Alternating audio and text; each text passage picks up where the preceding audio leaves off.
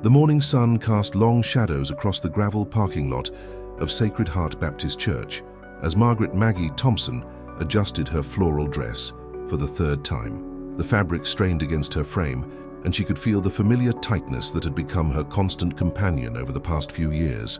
At 32, Maggie had learned to navigate the world as a woman who occupied more space than society deemed acceptable, but Sunday mornings still felt like walking through a minefield of judgmental stares and whispered comments.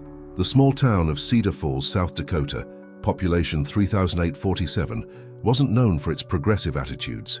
Nestled between rolling prairie hills and the distant Black Hills, it was the kind of place where everyone knew everyone, where secrets were currency, and where being different in any way made you the subject of endless speculation. The town's main street stretched for exactly 6 blocks, lined with weathered storefronts that had seen better decades. Murphy's Hardware, established 1952, the Sunrise Diner with its perpetually flickering neon sign, and the Cedar Falls Gazette, which still printed local news on actual paper every Thursday.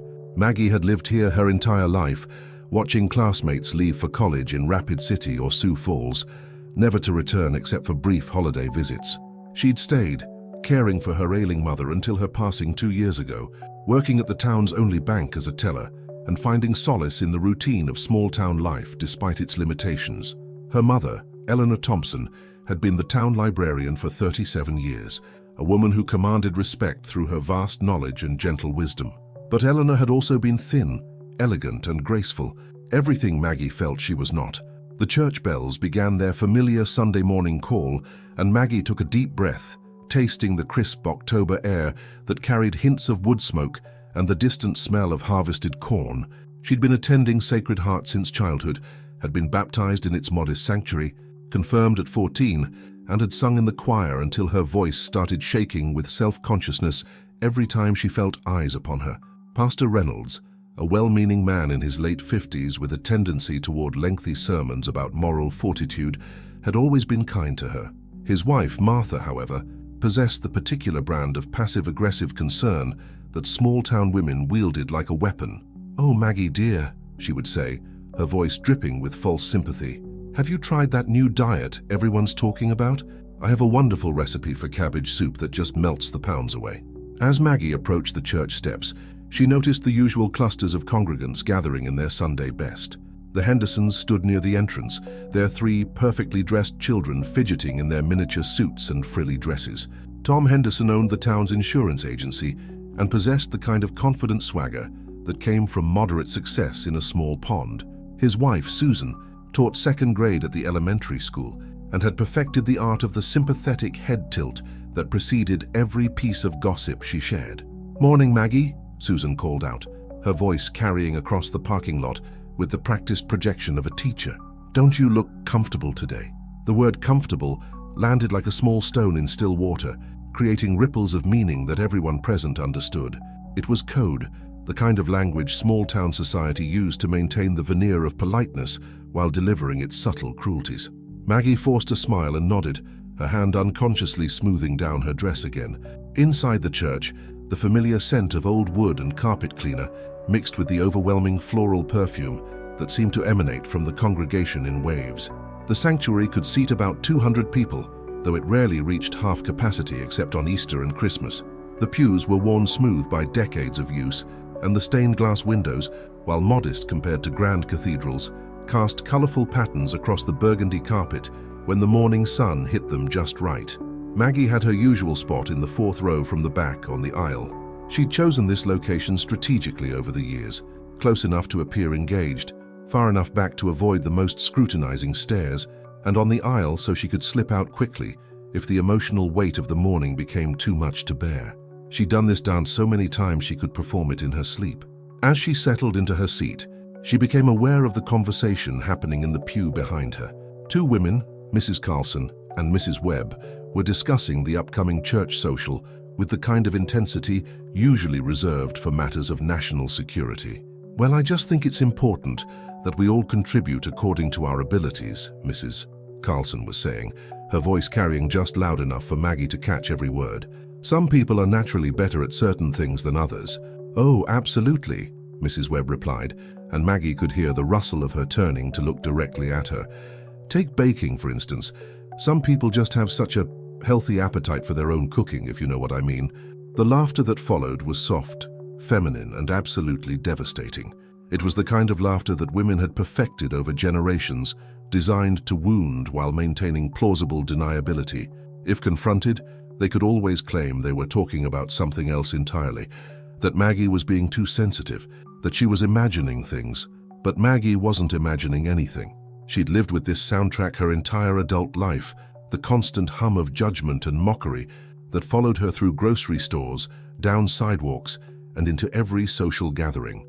The comments about her weight had evolved over the years, from the relatively direct cruelty of childhood to the more sophisticated passive aggression of adulthood, but the intent remained the same: to make her feel small in a body that society deemed too large.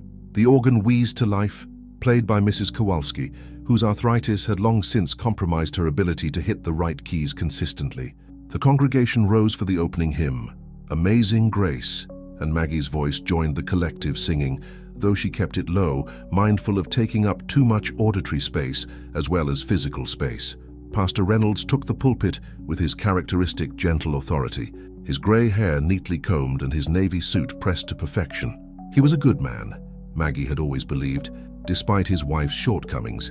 His sermons often focused on compassion, forgiveness, and the radical love that Jesus had shown to society's outcasts. The irony wasn't lost on her that she sat in this sanctuary week after week, listening to messages about acceptance and divine love, while feeling anything but accepted by the people surrounding her. Today, I want to talk about the story of the woman at the well, Pastor Reynolds began, his voice carrying easily through the sanctuary's acoustics. A woman who had been marginalized, judged, and cast aside by her community. Yet when Jesus encountered her, he saw past her circumstances to her heart. As he spoke, Maggie felt the familiar ache in her chest that came with hearing words that felt both personally meaningful and impossibly distant. She wanted to believe that somewhere, somehow, there was a place for her where she wouldn't be reduced to her appearance, where her worth wouldn't be measured by a number on a scale or the size of her clothing. The service continued its predictable rhythm: hymns, prayers, announcements about the upcoming Harvest Festival, and the collection plate making its rounds.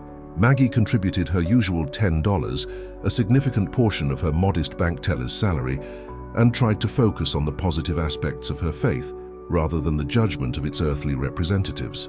But as the service drew to a close and people began filing out, the whispers started again. They always did. The church social was scheduled for next Saturday, and the conversation had inevitably turned to food contributions and who would be responsible for what dishes. "I just hope everyone shows some restraint this year," she heard Mrs. Patterson say to her companion as they passed her pew. Last year, certain people seemed to think the dessert table was their personal buffet. The comment hit its mark with surgical precision. Maggie's face burned with shame as she remembered the previous year's social, when she'd been caught enjoying a second piece of Mrs. Henderson's famous apple pie. The look she'd received, the way conversation had stopped when she approached the food table, the subsequent whispered conversations that had followed her for weeks afterward. As she gathered her purse and prepared to leave, Maggie caught sight of herself in the reflection of the church's glass doors. She saw a woman with kind brown eyes, prematurely grey hair that she kept neat and professional, and a face that her mother had always said was beautiful. But all she could focus on was the way her dress pulled across her midsection, the way her arms looked in the three-quarter sleeves she'd chosen to hide what she perceived as flaws. The parking lot was buzzing with post-service socializing, groups of families making plans for Sunday dinners and afternoon activities. Maggie moved through the crowd like a ghost, invisible except when she became the subject of pointed observation. She'd perfected the art of the quick exit, the polite smile and nod that allowed her to escape, before the full weight of social interaction could crush her spirit entirely. As she approached her car, a modest sedan that had seen better years, she heard her name being called. Turning, she saw Pastor Reynolds approaching with his characteristic gentle smile. "Maggie, I wanted to thank you for your consistent presence here," he said, his voice warm and genuine. "Your faithfulness means more than you know." The kindness in his words almost undid her entirely. She felt tears prick at her eyes and had to swallow hard before responding. "Thank you, Pastor. Your sermons, they help." He nodded, seeming to understand the weight behind her simple words. "If you ever need to talk, my door is always open. Sometimes the burden of carrying other people's judgments becomes too heavy for one person to bear alone." The acknowledgement that he saw what was happening, that he understood the daily crucifixion she endured in the name of community worship, was both comforting and devastating. It meant she wasn't imagining the cruelty, but it also meant that even this good man felt powerless to stop it. As she drove home through the quiet streets of Cedar Falls, past the familiar landmarks of her childhood and the places where she'd learned to make herself small, Maggie couldn't shake the feeling that something had to change. She couldn't continue to live as a ghost in her own life, apologizing for taking up space in a world that seemed determined to deny her the right to exist as she was. The autumn wind rustled through the trees that lined her street, carrying with it the scent of wood smoke and the promise of winter's approach. In a few months, the harsh South Dakota winter would settle over Cedar Falls like a blanket, forcing everyone indoors and providing a natural pause in the relentless social scrutiny that defined small-town life. But for now, Maggie faced another week of navigating the minefield of daily existence as a woman who dared to be imperfect in a world that demanded conformity. She parked in her driveway, looked up at the small house that had been her refuge since her mother's death, and wondered if she had the strength to continue fighting a battle that seemed designed to have no winners. The alarm clock's shrill cry pierced through the grey Monday morning at 6:30 a.m., jolting Maggie from a restless sleep filled with dreams of pointing fingers and whispered conversations. She lay in bed for a moment, staring at the water stain on her bedroom ceiling that had been there since the spring rains, shaped vaguely like a bird in flight. Her mother had always said it looked like hope-taking wing, but this morning it just looked like damage that needed repair. Cedar Falls First National Bank sat on the corner of Main Street and 2nd Avenue, a brick building constructed in 1923 that had weathered the Great Depression, 2 world wars, and countless economic ups and downs. The building's solid construction and traditional architecture gave it an air of permanence that Maggie found comforting, even as she dreaded the daily social interactions that awaited her inside. As the head teller, Maggie had earned her position through 12 years of dedicated service, meticulous attention to detail, and an intuitive understanding of the town's financial rhythms. She knew which farmers would need extensions on their loans after a bad harvest, which families were struggling to make ends meet, and which businesses were quietly thriving despite economic uncertainty. Her work was a source of genuine pride, one area of her life where her worth wasn't measured by her appearance, but by her competence and reliability. The morning routine began with unlocking the heavy front doors, disabling the alarm system, and turning on the lights that illuminated the bank's modest interior. The lobby featured dark wood paneling, brass fixtures that had been polished to a warm gleam, and a handful of chairs upholstered in forest green fabric.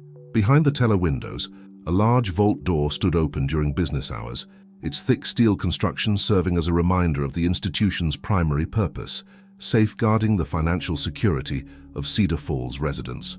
Maggie's colleague, Jennifer Walsh, arrived at 7:45 a.m. with her usual bright smile and steaming cup of coffee from the Sunrise Diner. Jennifer was 26, recently married, and possessed the kind of effortless beauty that made her the unofficial face of the bank. She had flowing auburn hair, a petite frame, and the sort of natural charm that put customers at ease. More importantly, she had never once made Maggie feel diminished by comparison. "Morning, Maggie," Jennifer said, settling into her station at the window next to Maggie's. "How was church yesterday?" The question was asked with genuine interest, not the loaded curiosity that usually accompanied inquiries about Maggie's social activities.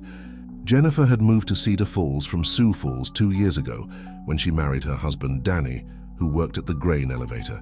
As a relative newcomer, she hadn't yet absorbed the town's particular brand of social cruelty, and her outsider status gave her a different perspective on the community dynamics. "Same as always," Maggie replied, adjusting her cash drawer and checking her computer system. Pastor Reynolds gave a good sermon about acceptance and judgment. Jennifer nodded, understanding the subtext in Maggie's careful words. Over the 2 years they'd worked together, Jennifer had witnessed enough interactions to understand the social landscape Maggie navigated daily. She'd seen the way certain customers treated Maggie with barely concealed disdain, the way conversations stopped when she entered the break room, and the way she seemed to shrink into herself during staff meetings. The bank's president, Harold Brennan, arrived at 8:01 a.m. sharp, as he had every weekday for the past 15 years. Mr. Brennan was a fair man in his early 60s, with grey hair and wire-rimmed glasses that gave him a scholarly appearance. He treated his employees with respect and had always recognized Maggie's contributions to the bank's success. Under his leadership, the institution had remained profitable even as larger banks moved into the region, threatening the survival of small-town financial institutions. "Good morning, ladies," Mr. Brennan said as he passed through the lobby. "Maggie, I'll need to see you in my office around 10:30. We have some matters to discuss regarding the quarterly reports." The request was routine, part of Maggie's supervisory responsibilities, but she felt a familiar flutter of anxiety. Any summons to the president's office triggered her insecurity, making her wonder if she'd made a mistake or if her performance was being questioned. It was the constant self-doubt that came with living in a world where she felt perpetually under scrutiny. The morning passed in its usual rhythm of customer transactions, phone calls and paperwork.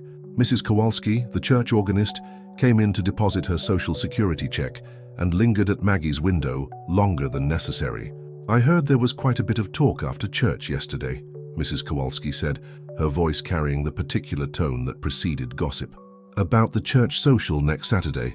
Maggie's hands stilled on her keyboard. "Oh, well, some of the ladies are concerned about portion control this year. You know how these events can get out of hand." Mrs. Kowalski's eyes held a mixture of sympathy and malicious curiosity. "They're thinking of having someone monitor the food tables, make sure everyone gets their fair share." The implication was clear, and Maggie felt her face flush with humiliation. The idea that church members would literally police her food consumption at a community event was so degrading that she had to grip the edge of her desk to steady herself. "I see," she managed to say, her voice barely above a whisper. "I just thought you should know," Mrs. Kowalski continued, "so you can prepare accordingly." After Mrs. Kowalski left, Maggie sat at her station feeling as though she'd been physically struck. The casual cruelty of the message, delivered under the guise of helpfulness, was breathtaking in its effectiveness. She could feel Jennifer's concerned gaze from the adjacent window, but she couldn't meet her eyes without risking complete emotional collapse. The morning crawled by with excruciating slowness. Each customer interaction felt loaded with potential judgment. Every glance seemed to carry criticism, and every routine transaction became an exercise in maintaining her composure. By 10:15, Maggie felt emotionally drained, as if she'd been running a marathon while carrying a heavy weight. Mr. Brennan's office was located at the back of the bank, behind a solid oak door that bore his nameplate in brass letters. The space was comfortable and professional, with bookshelves lined with banking regulations and financial journals, a modest desk, and 2 chairs positioned for conversations. A window overlooked the alley behind the building, where a few scraggly trees provided a glimpse of nature in the urban setting. "Please, sit down, Maggie," Mr. Brennan said, gesturing to one of the chairs. "I wanted to discuss your performance over the past quarter, and I have some news that I think you'll find encouraging." Maggie settled into the chair, her hands folded in her lap, preparing herself for whatever evaluation was coming. She'd learned to brace for criticism, even in situations where logic suggested she should expect praise.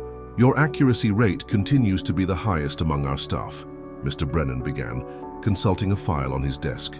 "Your customer service scores are excellent, and your leadership with the other tellers has been invaluable. I've been particularly impressed with how you've mentored Jennifer during her transition to our systems." The praise felt surreal, disconnected from the reality of her morning experience. How could she be excelling professionally while feeling like such a failure personally? "More importantly," Mr. Brennan continued, "I've been approached by the Regional Banking Association about a training program for senior tellers. They're looking for experienced professionals to help develop standardized procedures for smaller institutions across South Dakota. I'd like to recommend you for the program."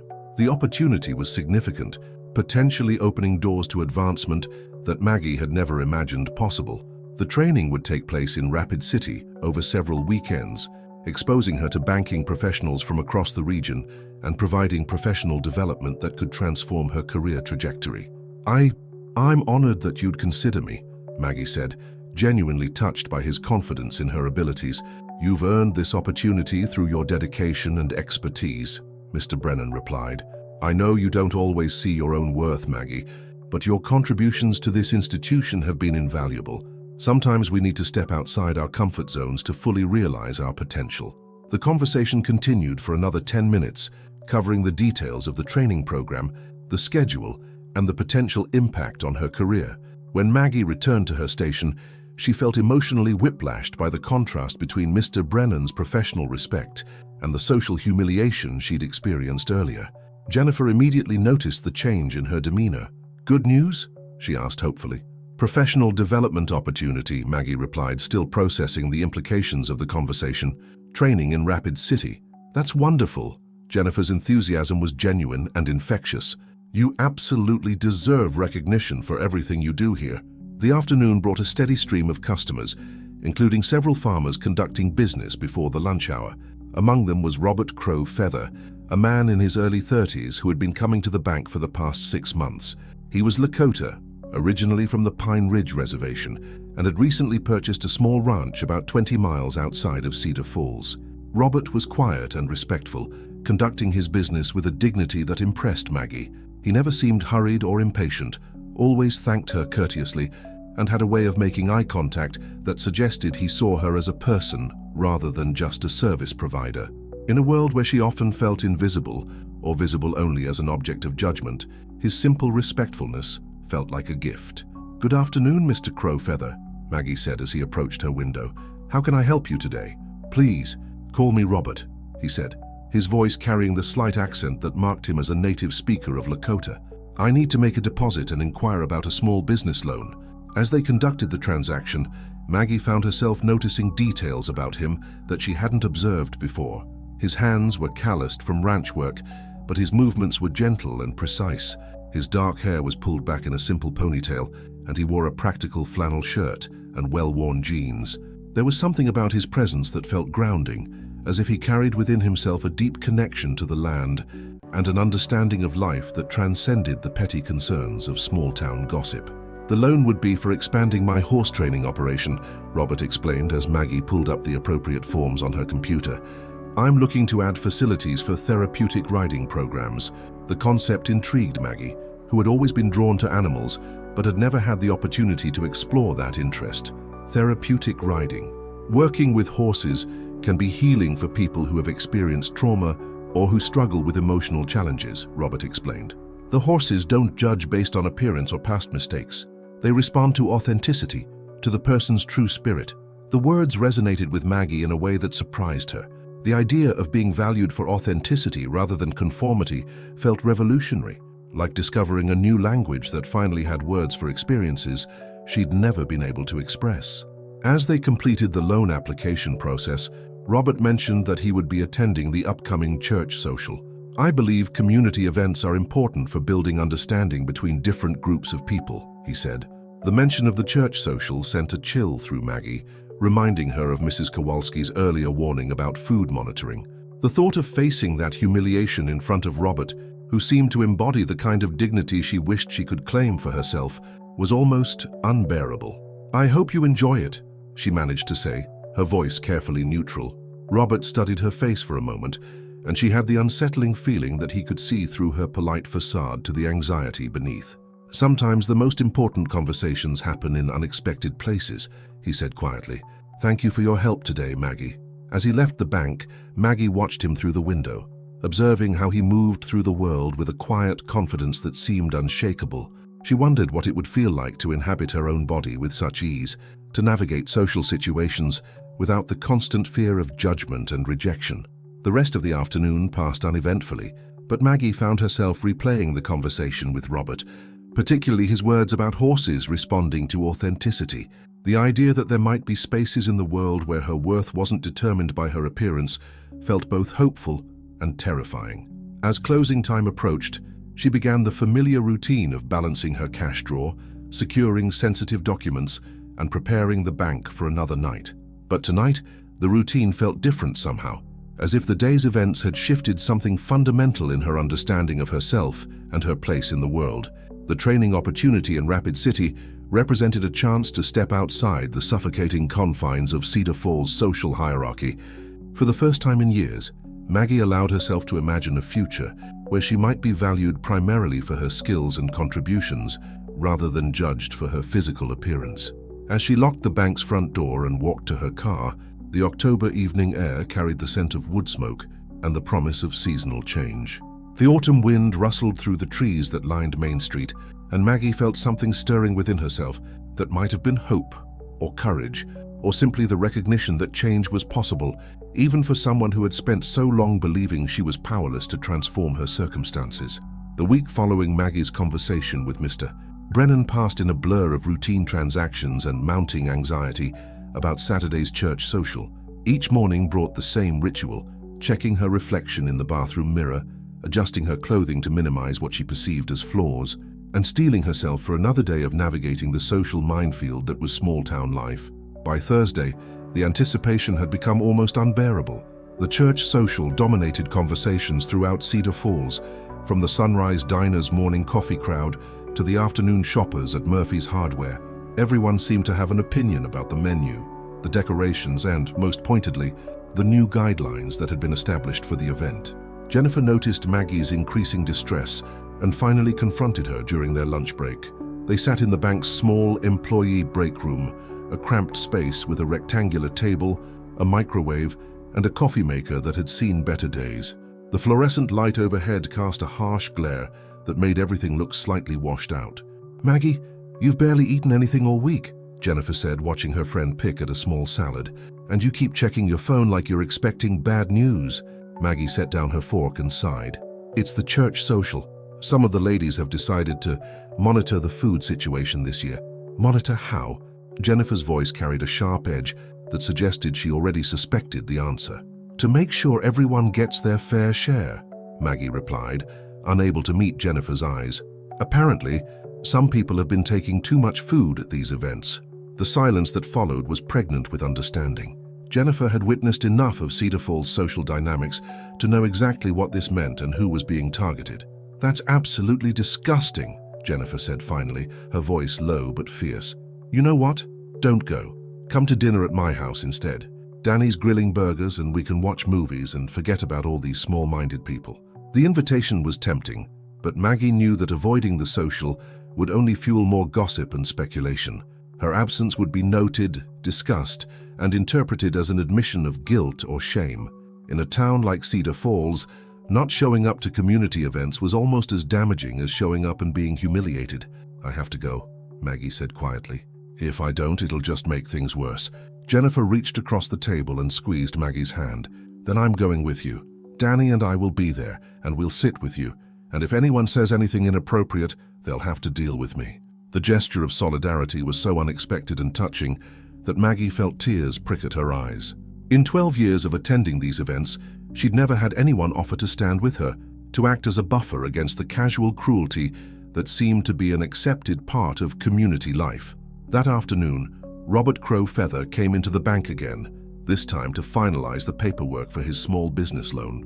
The approval had come through faster than usual, partly due to his excellent credit and solid business plan, but also because Mr. Brennan had been impressed by Robert's commitment to therapeutic riding programs. "Congratulations," Maggie said as she processed the final documents. "Your loan has been approved." Robert's face broke into a genuine smile, transforming his usually serious expression. "Thank you, Maggie. This means I can start construction on the new facility next month." As they completed the transaction, Robert mentioned that he'd been invited to speak at the church social about his therapeutic riding program. Pastor Reynolds thought it might be educational for the congregation to learn about different approaches to healing and community service. The news that Robert would be speaking at the social added another layer of complexity to Maggie's anxiety. The thought of being humiliated in front of him, of having him witness the petty cruelty that defined her social existence, was almost unbearable. "That's wonderful," she managed to say, her voice carefully neutral. "I'm sure people will be very interested in your program." Robert studied her face with the same perceptive attention he'd shown during their previous interactions. "Maggie, may I ask you something?"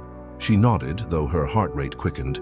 "In Lakota tradition, we believe that every person carries medicine, a gift that's meant to be shared with the community. Sometimes the people who carry the most powerful medicine are the ones who have faced the greatest challenges." He paused, his dark eyes holding hers steadily. "I've observed how you interact with people here at the bank, how you treat everyone with kindness and respect regardless of how they treat you. That's a rare and valuable gift." The words hit Maggie like a physical blow, not because they were harsh, but because they were so unexpectedly affirming. She'd spent so long focusing on her perceived failures and inadequacies that she'd never considered the possibility that her experiences might have given her something valuable to offer. "I thank you," she whispered, overwhelmed by the simple recognition of her worth as a person. "I hope to see you at the social on Saturday," Robert said as he prepared to leave. "I believe important conversations happen when people are willing to be authentic with each other." After he left, Maggie sat at her station feeling emotionally raw but somehow lighter. The conversation had planted a seed of possibility that she didn't quite know how to nurture, but which felt significant nonetheless. Saturday morning arrived with a grey sky and the promise of rain. Maggie stood in front of her closet for 20 minutes, trying to choose an outfit that would be appropriate for the church social while minimizing her visibility. She finally settled on a navy blue dress with a modest neckline and three-quarter sleeves, paired with low heels and minimal jewelry. The social was held in the church's fellowship hall, a multi-purpose room adjacent to the main sanctuary. The space had been decorated with autumn leaves and small pumpkins, creating a warm, festive atmosphere that should have felt welcoming, but instead felt like a stage set for her humiliation. Tables laden with food lined one wall of the room, displaying the culinary contributions of the congregation. There were casseroles, salads, dinner rolls, and an impressive array of desserts. Near the dessert table, Maggie noticed Mrs. Patterson positioned strategically, her sharp eyes scanning the room with the intensity of a security guard. Jennifer and Danny arrived shortly after Maggie, and their presence provided a buffer of moral support that she desperately needed. Danny was a friendly, easygoing man who worked at the grain elevator and possessed the kind of unpretentious warmth that made him popular throughout the community. His acceptance of Maggie was uncomplicated and genuine, offering her a glimpse of how normal social interactions could feel. "The food looks amazing," Jennifer said, deliberately steering them toward the buffet line. "I'm definitely trying some of that green bean casserole." As they moved through the line, Maggie was hyper-aware of every portion she placed on her plate. She selected modest amounts of each dish, conscious of the watchful eyes around her and the weight of expectation that she would somehow prove the gossips right by overindulging. Mrs. Patterson's voice cut through the ambient conversation as they approached the dessert table. "Now let's all remember that there are a lot of people here tonight, so we want to make sure everyone gets a chance to enjoy the desserts." The announcement was directed at the room in general, but Maggie felt every eye turn toward her. The heat of shame crept up her neck and into her cheeks as she realized that the food monitoring was actually happening, that she was being publicly singled out for potential overconsumption. "You know what?" Jennifer said loudly, her voice carrying across the room. "I think I'll take 2 pieces of that apple pie. It looks incredible." The bold move was both supportive and defiant, challenging the unspoken rule that had been established. Danny followed suit, loading his plate with generous portions of several desserts while maintaining casual conversation about the food quality. The 3 of them found seats at a table near the back of the room, where Maggie could observe the social dynamics without being in the center of attention. She picked at her food, her appetite diminished by the stress of the situation, while Jennifer and Danny kept up a steady stream of conversation designed to keep her engaged and distracted. Pastor Reynolds took the podium around 7:30 p.m. to introduce the evening's speaker. "Tonight, we're privileged to hear from Robert Crowfeather, a member of our extended community who has developed an innovative approach to healing and service. Robert runs a therapeutic riding program that helps people overcome trauma and emotional challenges through their relationship with horses." Robert approached the podium with the same quiet dignity that Maggie had observed at the bank. He was dressed in a simple button-down shirt and dark slacks, his long hair neatly pulled back. When he began to speak, his voice carried clearly through the room, commanding attention without demanding it. "In Lakota tradition, we believe that healing happens in relationship, with the land, with animals, with each other, and with the sacred." He paused, allowing the words to settle. "Horses have been our partners for generations, and they possess a wisdom about healing that transcends cultural boundaries." As Robert spoke about his program, describing how horses responded to authentic emotion and helped people reconnect with their own inner strength, Maggie found herself drawn into his words. He talked about clients who had overcome trauma, depression, and social anxiety through their work with the animals. "The horses don't judge based on appearance, social status, or past mistakes," Robert continued. "They respond to the authenticity of a person's spirit, to their capacity for compassion and courage. In many ways, they see us more clearly than we see ourselves." The message resonated through the room, but Maggie felt it directed specifically at her. The idea that worth could be measured by authenticity rather than conformity felt revolutionary, like discovering a new way of being in the world.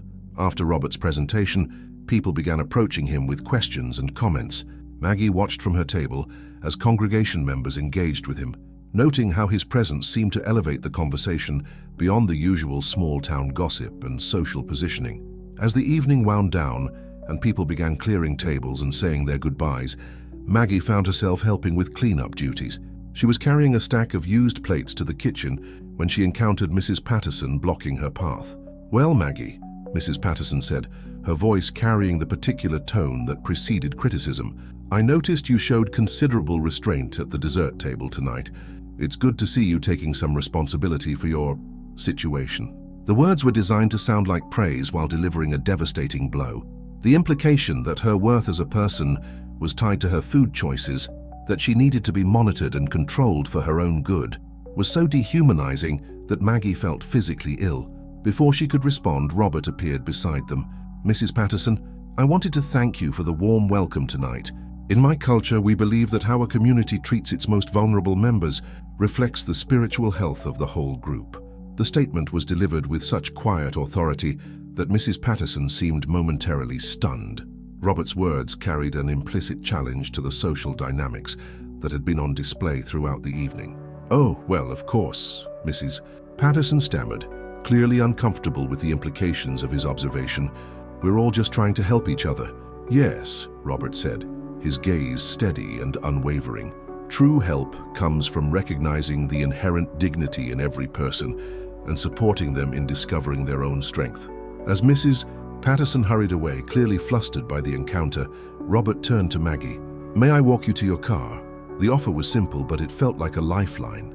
As they walked through the parking lot, the October evening air carrying the scent of wood smoke and fallen leaves, Robert spoke quietly.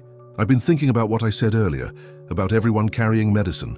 Sometimes the people who have been wounded the most deeply are the ones who develop the greatest capacity for healing others." Maggie felt tears threatening again, overwhelmed by the kindness and recognition in his words. "I don't feel very strong most of the time." "Strength isn't about never feeling pain," Robert replied. "It's about continuing to show up, continuing to treat others with compassion, even when the world hasn't always shown you the same courtesy." They reached her car, and Robert waited as she unlocked the door. "Maggie, I wonder if you might be interested in visiting my ranch sometime. I think you might find the horses enlightening." The invitation was unexpected and felt loaded with possibility. The idea of stepping outside her familiar world of judgment and criticism into a space where authenticity was valued felt both terrifying and exhilarating. "I'd like that," she said, surprised by her own courage in accepting. As she drove home through the quiet streets of Cedar Falls, Maggie felt something shifting inside her. The evening had been challenging, but it had also planted seeds of possibility that she couldn't quite name. For the first time in years, she allowed herself to imagine that change might be possible, that there might be spaces in the world where she could be valued for who she was rather than judged for who she wasn't. The following Tuesday arrived with the crisp clarity that often follows October storms in South Dakota. Maggie had spent the weekend replaying her conversation with Robert, alternating between excitement about visiting his ranch and anxiety about stepping so far outside her comfort zone. She'd never been on a working ranch, had limited experience with horses, and couldn't shake the feeling that she might be intruding on a world where she didn't belong. At the bank, her distraction was obvious enough that Jennifer commented on it during their morning break. "You've been somewhere else entirely since Saturday," Jennifer observed, stirring cream into her coffee. "Good somewhere else or worried somewhere else?" "Robert Crowfeather invited me to visit his ranch," Maggie said, the words feeling strange as she spoke them aloud. "To meet his horses." Jennifer's face broke into a smile. "Maggie, that's wonderful. When are you going?" "I haven't called him yet," Maggie admitted. "I keep thinking about reasons why it might not be a good idea." "Such as?" The question forced Maggie to examine her hesitation more closely. Her concerns weren't really about the practical aspects of the visit. Robert had seemed sincere in his invitation, and she was genuinely curious about his therapeutic riding program. The real obstacle was her ingrained belief that she didn't deserve kindness, that accepting his invitation would somehow lead to disappointment or rejection. "I guess I'm afraid of..." She paused, searching for the right words. What if I don't understand what he's trying to show me? What if I'm not the kind of person who can connect with horses? Jennifer set down her coffee cup and looked at Maggie directly. You know what I've noticed about you in the 2 years we've worked together? You have this incredible ability to make people feel seen and valued. Every customer who comes to your window leaves feeling better than when they arrived. If that's not the kind of person who can connect with animals, I don't know what is. The observation surprised Maggie, who had never considered her interactions with bank customers as anything special. She simply tried to treat everyone with courtesy and respect, to listen carefully to their needs, and to help them feel confident about their financial decisions. It hadn't occurred to her that these qualities might translate to other relationships. That afternoon, as if summoned by her internal debate, Robert appeared at her window with a deposit from his ranch account. He seemed to sense her uncertainty without her saying anything. I hope my invitation the other evening didn't make you uncomfortable, he said as they completed the transaction. I realize it might have seemed presumptuous. Not at all, Maggie replied quickly. I've been thinking about it actually. I'd like to come, but I should probably warn you that I don't know much about horses. Robert's expression softened with understanding. The horses will teach you everything you need to know. They're excellent teachers because they respond to intention rather than experience. They arranged for Maggie to visit the following Saturday afternoon.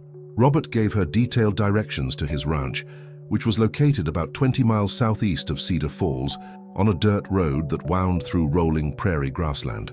As he prepared to leave, he turned back with what seemed like an afterthought.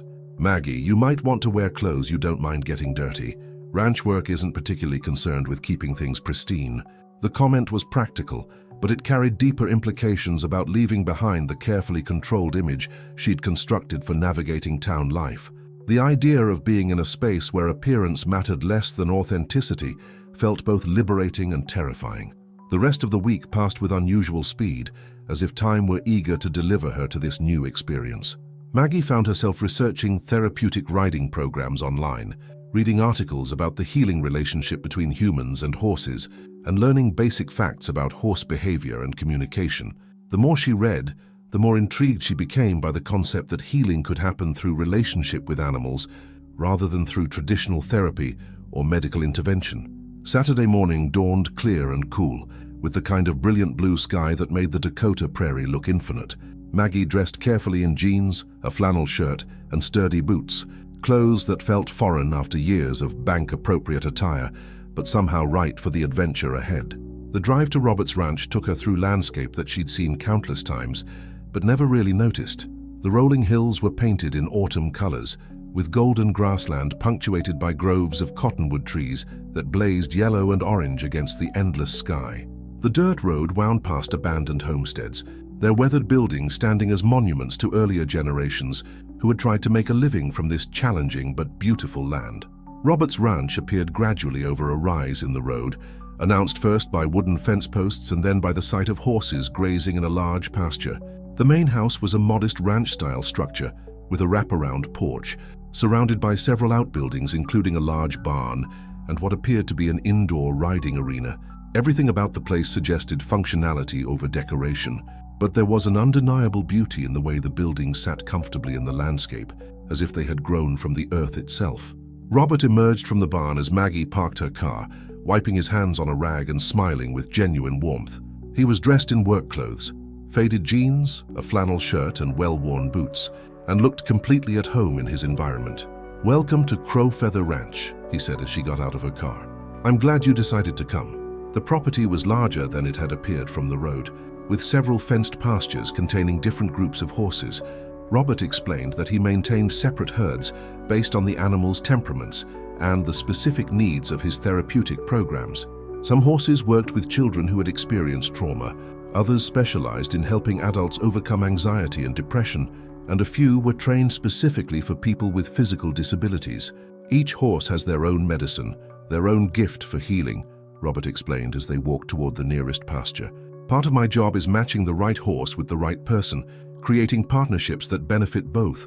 The first group of horses they encountered included a gentle gray mare named Luna, a sturdy bay gelding called Thunder, and a smaller paint horse named Spirit. As they approached the fence, the horses moved toward them with curious interest, their ears forward and their movements relaxed and welcoming. "They're so beautiful," Maggie breathed, struck by the grace and power of the animals up close. "Beauty is part of their medicine," Robert agreed, "but it's their capacity for presence that makes them such powerful healers. Horses live entirely in the moment. They don't carry grudges about the past or worry about the future. They respond to what's happening right now, in this breath, in this interaction." As if to demonstrate his point, Luna approached the fence and extended her nose toward Maggie, sniffing delicately at her outstretched hand. The contact was gentle but electric, a moment of connection that felt profound in its simplicity. "She likes you," Robert observed. "Luna is particularly good at sensing people who carry deep compassion, even when they struggle to extend that compassion to themselves." The observation hit close to home, touching on a pattern that Maggie recognized but had never articulated. She was indeed quick to show kindness to others, while being harshly critical of herself, generous with understanding for everyone, except the person she saw in the mirror each morning. They spent the next hour walking through the property, with Robert explaining his approach to therapeutic riding and sharing stories about clients who had found healing through their relationships with the horses. He talked about a teenage girl who had overcome selective mutism by learning to communicate with a horse named Courage, about a veteran struggling with PTSD who had found peace through working with a gentle gelding called Warrior, and about an elderly man who had rediscovered joy after his wife's death by caring for a mare named Hope. "The horses don't judge," Robert explained as they walked. "They don't care about your job, your appearance, your past mistakes, or your social status. They respond to the energy you bring, to your authenticity, to your willingness to be present with them." The concept resonated deeply with Maggie, who had spent so much of her life feeling judged and found wanting by human society. The idea that there might be relationships based purely on authentic connection, rather than external measurements of worth, felt revolutionary. As the afternoon progressed, Robert introduced her to the practical aspects of horse care. He showed her how to approach the animals safely, how to read their body language, and how to establish trust through consistent, gentle interaction. Maggie found herself surprisingly comfortable with the horses, discovering an intuitive understanding of their needs and responses that surprised both her and Robert. "You have natural horse sense," Robert told her, as they watched Thunder respond to her gentle touch. "It's not something that can be taught. It's a gift that some people carry." The afternoon culminated with Robert inviting Maggie to help him with the evening feeding routine. As they distributed hay and filled water troughs, she experienced a profound sense of purpose and belonging that had been missing from her life for years. The work was physical and demanding, but it felt meaningful in a way that bank transactions and social obligations never had. As the sun began to set, painting the prairie in shades of gold and orange, Robert and Maggie sat on the porch steps, watching the horses settle into their evening routines. The silence between them was comfortable, filled with the sounds of wind through grass and the gentle nickering of content animals. "Thank you for inviting me," Maggie said finally. I don't think I have words for how meaningful this has been," Robert nodded, understanding evident in his expression. "The horses have a way of showing us who we really are beneath all the stories we tell ourselves. You spent the afternoon being exactly who you're meant to be." As Maggie prepared to leave, Robert walked her to her car. "I'd like to invite you to come back next week if you're interested. There's a mare named Sage who I think would benefit from your presence. She's been through some trauma and is learning to trust again." The invitation to return, to be needed and helpful in this healing work, felt like a gift beyond measure. As Maggie drove home through the gathering darkness, she carried with her not just the memory of a beautiful afternoon, but a new understanding of her own capacity for connection and healing. The experience had planted something important inside her, a recognition that she possessed qualities that were valuable and needed, that there were spaces in the world where she could be fully herself, without apology or modification. For the first time in years, she felt not just hopeful about the future, but excited about the possibility of becoming the person she was truly meant to be. The lights of Cedar Falls appeared ahead, but they no longer felt like the boundaries of her world. The prairie had shown her that there were horizons beyond her previous imagination, and the horses had taught her that authentic connection was not only possible, but healing for everyone involved. The week following Maggie's first visit to the ranch passed with a lightness that surprised everyone who knew her. At the bank, Jennifer noticed the change immediately.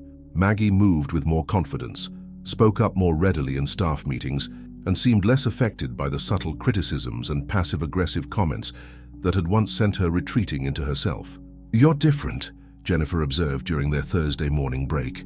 Good different, like you found something you didn't know you were looking for. Maggie smiled, running her fingers along the rim of her coffee cup. I think I did. Those horses, there's something about being with them that makes me feel like myself for the first time in years. The transformation wasn't lost on their customers either.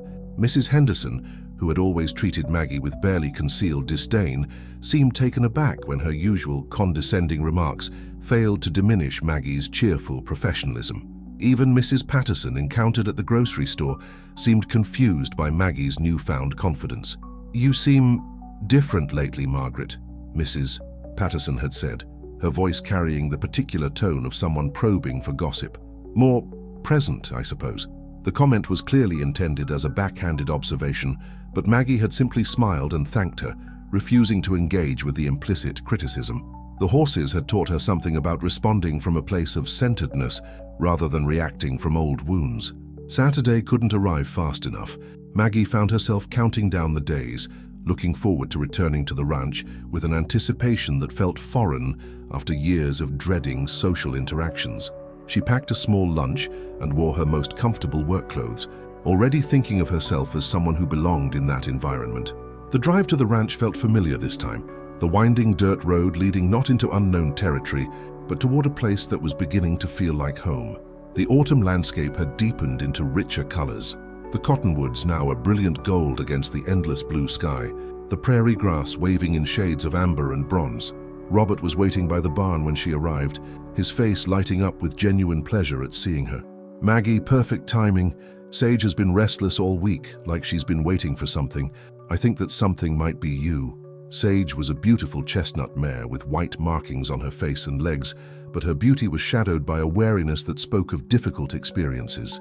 Robert explained that she'd been rescued from an abusive situation 6 months earlier and was still learning to trust humans again. She's made progress with me, but she seems to respond better to women, Robert said, as they approached the pasture where Sage grazed alone. I think she associates gentleness with feminine energy. As they neared the fence, Sage lifted her head and studied Maggie with intelligent dark eyes. There was something in the mare's expression that Maggie recognized, a combination of hope and fear, a desire for connection tempered by the expectation of disappointment or harm. Hello, beautiful girl, Maggie said softly, extending her hand toward the fence but not reaching over it. I know how it feels to be afraid of being hurt. The words came from a place of deep understanding, one wounded soul recognizing another. Sage took a tentative step forward, then another, her ears flickering between forward attention and backward caution. She's listening to you, Robert observed quietly. Keep talking. Let her hear the authenticity in your voice. For the next 20 minutes, Maggie stood by the fence speaking gently to Sage about everything and nothing, the beautiful morning, the way the light caught in her mane, the courage it took to risk connection after being hurt. Gradually, Sage moved closer, until she was standing just out of reach, her attention fully focused on this new human who seemed to understand her caution. Now extend your hand, palm up, and let her decide whether to make contact, Robert instructed. Maggie slowly reached through the fence, her palm open and patient. Sage stretched her neck forward, nostrils flaring as she took in Maggie's scent. The moment when the mare's soft nose touched Maggie's palm was electric, a connection that seemed to flow both ways. She's accepting you, Robert said, wonder evident in his voice. It took me 3 months to get this level of trust from her. Over the following hours, Robert guided Maggie through the process of building relationship with Sage. They started with simple presence, just being in the same space without demanding anything from each other. Then came gentle touch, as Sage allowed Maggie to stroke her neck and shoulder. Finally, Robert showed Maggie how to halter Sage and lead her around the pasture. The key is to let her choose, Robert explained, as Maggie successfully led Sage in a large circle. We make the invitation, but she decides whether to accept. Healing can't be forced. It has to be freely chosen. The lesson extended far beyond horse training. As Maggie worked with Sage, she began to understand that her own healing journey was similar. It required her active participation and choice, not just the passive hope that circumstances would somehow improve. During their lunch break, sitting on hay bales in the barn while Sage dozed nearby, Robert shared more about his own journey. He'd grown up on the Pine Ridge Reservation, left for college and a career in social work, but returned home after recognizing that his true calling lay in bridging traditional healing wisdom with contemporary therapeutic practices. I spent years trying to fit into a world that didn't understand or value indigenous ways of knowing, he said, his voice thoughtful. It wasn't until I came home to the horses and the land that I found my authentic path. His story resonated with Maggie's own experience of trying to conform to social expectations that seemed designed to diminish rather than celebrate her authentic self.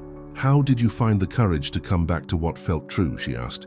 I realized that hiding my gifts to make other people comfortable wasn't serving anyone, Robert replied. The world needs what each of us brings.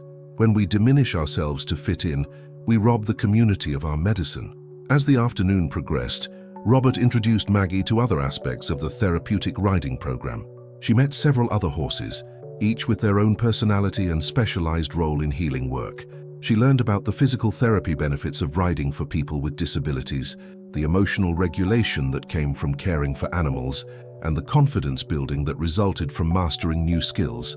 I've been thinking, Robert said as they finished the afternoon feeding routine, the program could benefit from someone with your natural ability to connect with both horses and people. Have you ever considered working with therapeutic riding professionally? The suggestion caught Maggie completely off guard. The idea that she could transition from bank work to something that felt so meaningful seemed almost too good to be true. I don't have any formal training, she protested. Training can be obtained, Robert replied. Natural gift is much rarer. You have an intuitive understanding of trauma and healing because you've lived it. That's invaluable in this work. The conversation planted a seed of possibility that felt both terrifying and exhilarating. Could she really envision a future where she left the security of bank work for something as uncertain as therapeutic riding? The practical considerations were daunting. Income, health insurance, professional credibility, but the potential for meaningful work that aligned with her deepest values was incredibly compelling. As the sun began to set, Robert walked Maggie to her car. There's something I'd like you to consider, he said. Next month there's a therapeutic riding conference in Rapid City.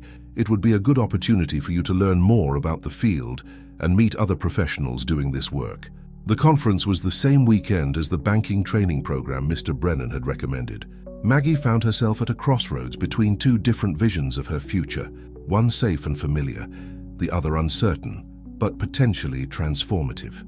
I'll think about it, she promised, though part of her was already leaning toward the choice that felt more authentic to who she was becoming. The drive home was filled with internal dialogue as Maggie processed the day's experiences and revelations.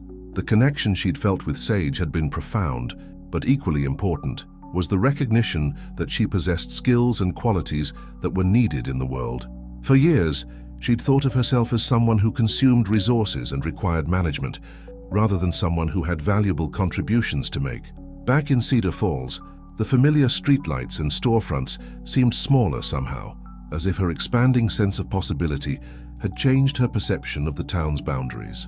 She drove past the bank where she'd worked for 12 years, past the church where she'd endured countless Sunday mornings of judgment, past the Sunrise Diner where gossip was served with coffee, and felt a growing sense of detachment from the social dynamics that had once defined her existence. At home, she found herself researching therapeutic riding certification programs online, reading about the PATH international standards for instructors, and calculating what it might cost to pursue formal training. The more she learned, the more convinced she became that this path offered not just a career change, but a complete transformation of how she moved through the world. The bank training in Rapid City represented advancement within her current trajectory, more responsibility, higher income, greater professional recognition within the traditional banking world. The therapeutic riding conference represented a leap into unknown territory, with no guarantees except the certainty that the work would align with her deepest values and natural abilities. As she prepared for bed that night, Maggie caught sight of herself in the bathroom mirror. For the first time in years, she didn't immediately focus on her perceived flaws or think about ways she needed to change her appearance. Instead, she saw someone who had spent the day doing meaningful work, someone who had been chosen by a wounded horse as trustworthy, someone who possessed gifts that the world needed. The woman in the mirror looked tired but content, dirty from ranch work, but somehow more polished than she'd ever appeared in her bank attire. This was what authentic confidence looked like. Not the absence of vulnerability, but the willingness to show up as herself regardless of others' judgments. Monday morning would bring decisions about conferences and career paths, but tonight, Maggie simply held the memory of Sage's gentle trust and the growing recognition that she was meant for something more than she'd previously imagined possible.